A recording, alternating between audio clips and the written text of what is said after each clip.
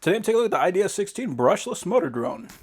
So this is nice. They actually did put on the packaging some of the things you cannot fly your drone around. So you cannot fly your drone around people, sporting events, airplanes, power lines, buildings, or transmission towers. That's important because you do not want to get caught by the FAA. Nice little pouch. This is very tiny, which is great. You just throw this thing right into a backpack.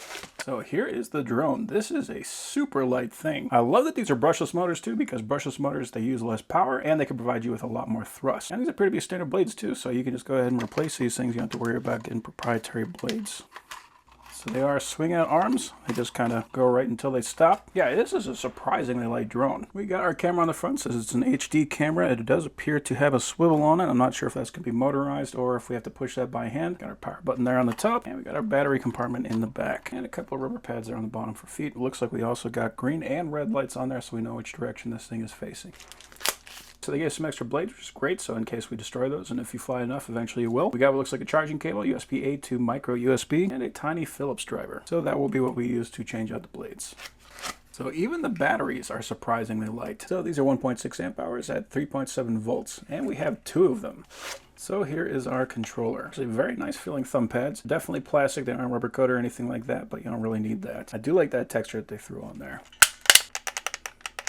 So it does look like this is a motorized camera, so we can rotate that camera up and down with these 2 buttons. Got a power button. We have trim adjustments forward, back, left, and right. So if it's hovering, but it's kind of leaning to the right, we can just use that trim to correct that. So we got a couple of fun buttons on the top. So on the right, if we press this one, just quick tap, we will go into flip mode. All I have to do is flick this and it will make the drone do a full 360 loop. It does say that the drone needs to be 7 feet in the air in order for this to work. Same button will also do outdoor mode. So it says that this is going to turn off optical flow. So by default, optical flow will be on, which it says will make it more stable while flying in the air if you want to fly this indoors. If you want to turn that off, you just press and hold this button and then that will turn off. On the left side, we have our speed selector. So it says this has 3 different speeds. By default is in slow. When you press it, it will emit 2 beeps. That will be medium. Press it again, it will emit 3 beeps, and that will be in fast mode. We can also make it take a picture. Press in on the analog stick and that will take a picture. And if we long press, we've got headless mode. But the really cool thing is we have 1 key takeoff and land. So very easy drone to take off. We just press in here. That will make the drone take off. And if we press it again, that will make the drone land. And this is a standard spring-mounted phone holder. So I'm going to start out by charging up these batteries. And on the remote, we have a screw. We also have a clip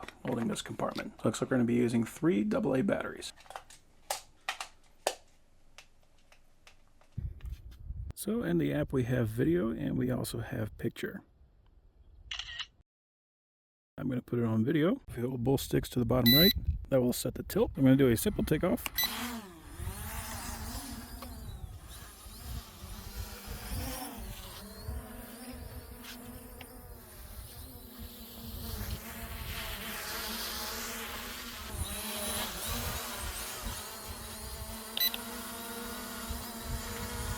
So I was wandering toward me a little bit and to the left a little bit, so I'm just adjusting the trim.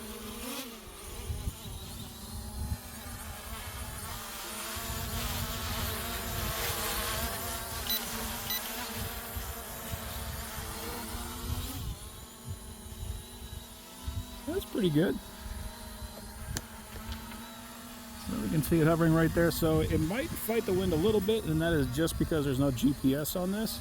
So if the wind starts pushing it, you have to manually adjust that yourself. But it does run pretty smooth, and I'm surprisingly quiet. I was expecting this to be much louder, but this is pretty pleasant actually, especially compared to like an FPV drone.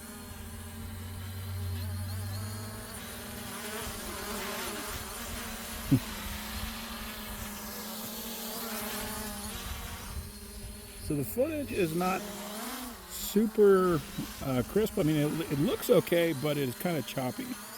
And by that, what I mean is kind of a slow frame rate. Let's try the auto land function. Yeah, hey, that actually worked pretty good. So a little bit of wind definitely pushes this guy around. I'm going to go to speed 2. I guess that was speed 2 already, so now we're in speed 3. So what I can see is the angle becomes much more aggressive as we change the speeds. So that is going to propel it much faster.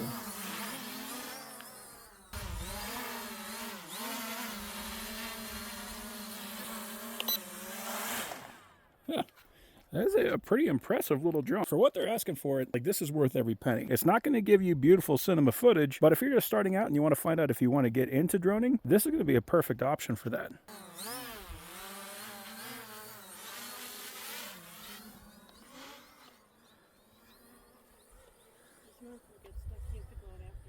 Yeah, I know.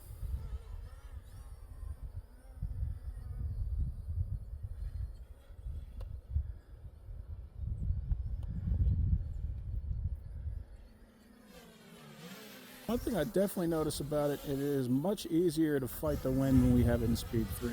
So in speed 1, the wind can push it around. In speed 3, it is really not a problem. So it's really, I think, a lot more usable in speed 3, but of course you can do more damage in speed 3 as well.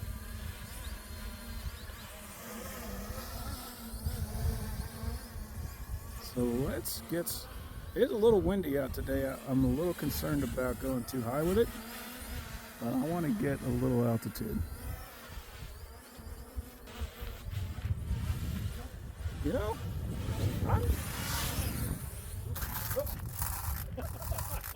so the next thing I could say about it, wrecked it twice, no issues.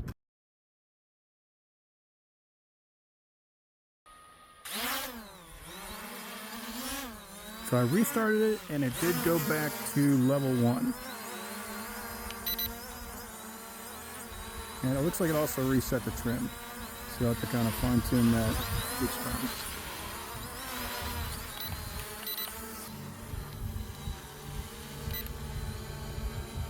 There we go. Gotta fight a little bit, but then it is happy to go.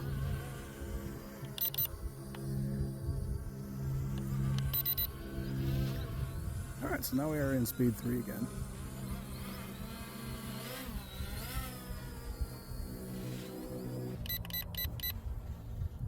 Now it is cool, we can adjust the camera mid-flight. That's something you cannot do in regular old FPV drones.